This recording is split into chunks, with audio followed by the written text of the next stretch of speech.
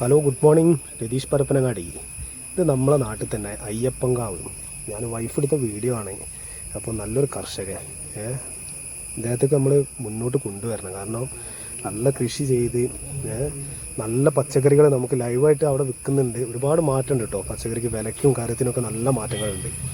പിന്നെ ഫ്രഷ് പച്ചക്കറി, പയറ്, വെണ്ട, കയ്പ, അങ്ങനെ ഒരുപാടുണ്ട്. ഞാൻ കണ്ടിട്ടില്ല, അവളെടുത്തുകൊണ്ടുവന്ന വീഡിയോ ആണ്. നമ്മൾ തൊട്ടടുത്ത് തന്നെ. പുള്ളിക്കാരനൊന്ന് പോയി ഒന്ന് അഭിനന്ദിക്കണം.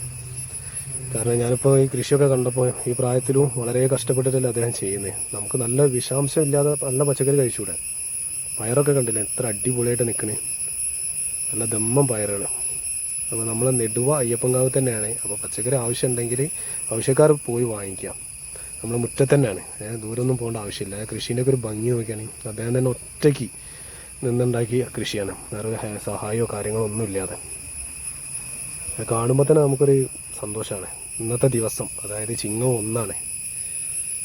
അപ്പോൾ നിങ്ങളുടെ അഭിപ്രായമൊക്കെ ഒന്ന് അറിയിക്കുക. നമ്മൾ നെടുവ പരപ്പനങ്ങാടി ഭാഗത്തുള്ള